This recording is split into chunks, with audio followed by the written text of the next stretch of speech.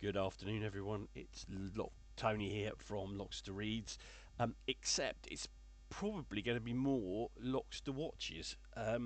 I watched this afternoon the Richard Attenborough directed film "Oh What a Lovely War" from 1969, based on the play that was put together at the Theatre Workshop under the auspices of Joan Littlewood in 1963. She herself ended up not being particularly enamoured by the film, which she felt lost something by actually using real uniforms in real places, because obviously a theatrical production, she had the cast dressed as in sort of Pierrot costumes.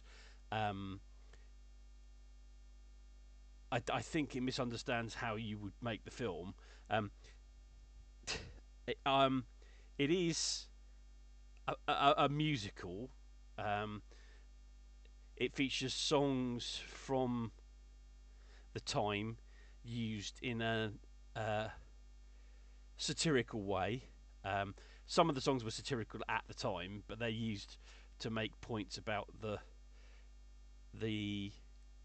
folly of World War One, as seen from 1963. Um, it is fun. It is an anti-war film. There's no way around it. Um, the cast is astonishing. Um, I think it helps that Richard Attenborough obviously was a well-known actor in his own right. But they were Maggie Smith's in it, John Mills is in it, John Gielgud, um, and Ian Holm, um, and there are lots of sort of British character actors who, if you've watched, if you're sort of my age, you will know. A number of whom appeared in Doctor Who. The weirdest one of which is Anthony Ainley. It's so strange when every time he pops up in this film, because I know him most as the Master from Doctor Who. It's a brilliant. I think it's an astonishingly good film, and the ending has to be one of the most moving endings of any film ever made. Um, it is just a shot of women. Well, it's a bit more complicated than that, but there's a pull out. It's a shot of women walking through a field of white crosses, and the camera pulls out. I think it must be a helicopter shot or a crate. It must be a helicopter shot from that time period, and it pulls out, and you just see row upon row of white crosses. Um, that's not a spoiler, by the way. You kind of you kind of know what's coming, um, and it is astonishingly moving. Um, so I recommend it. I actually think it's Richard Attenborough's best film as a director. I haven't seen everything he's directed, but I think even though it's his first film as a director, I think it is his best film as a director. I'd say A Bridge Too Far was second, Gandhi third, Chaplin fourth. Um, but I don't think any of those. I think I'm not going to go into detail, but I think that is absolutely key. I mean, I think it's absolutely the best film that Richard Attenborough ever made. It's one of the best films made about World War One. It does have an attitude. I mean, Haig is portrayed as an unpleasant religious zealot.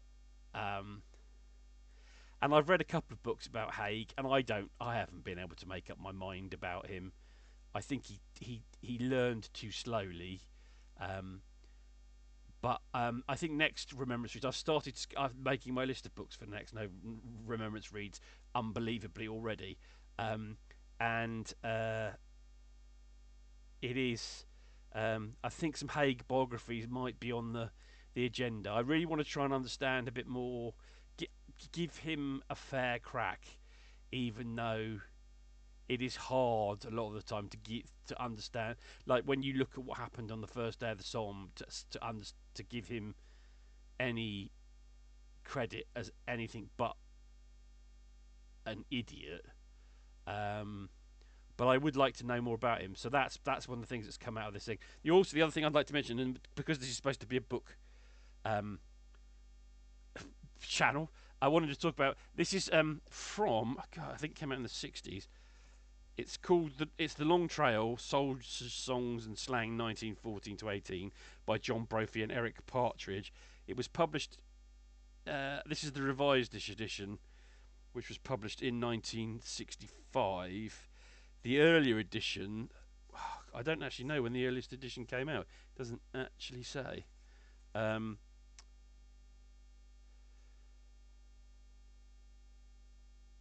but this is the revised edition. I think the earliest edition came out in the 30s. I think. Um, John Brophy and Eric Partridge were both veterans of World War One. That is one thing we should say. What it is a list. It's divided into two sections. The first section is songs from World War One, a lot of which appear in "Oh What a Lovely War," and they divide that into three sections: songs predominantly sung on the march, songs sung on the march, but more often in billets and estaminets, and three chants and songs rarely, if ever, sung on the march. Most of the songs in this that are in the film I hear. I would sing them, some of them, but my singing voice is terrible. I recommend you watch the film.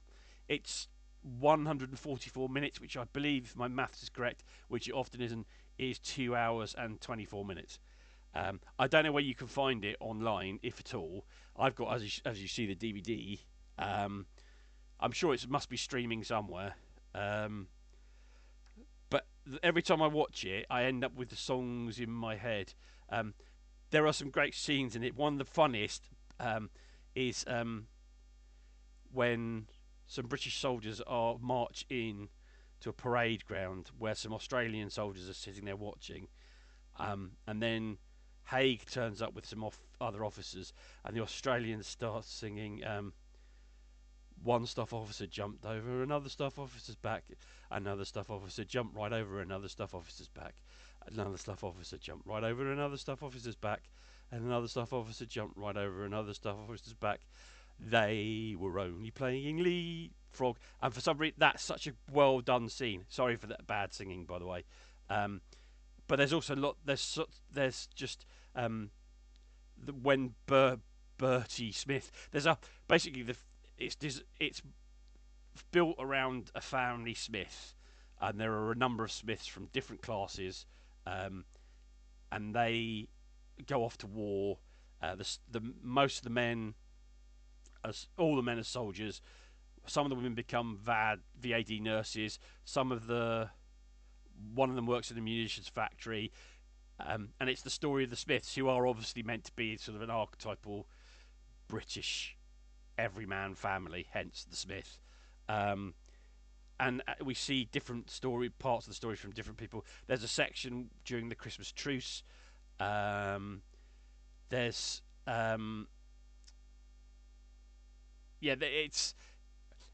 a lot of digs at class in it. That the posh were living a different life than the poor, even during the war, when everybody was supposed to be sort of working together. There's a lot of stuff in there about, as I said, about Haig being and the wastage of life, and it uses Brighton Pier and like a fairground as a sort of background setting. So it's almost like it's a game, or you have to watch the film. I'm doing a very bad review of this, but I just want to make people aware of it. And so the Long Trail. To go back to that.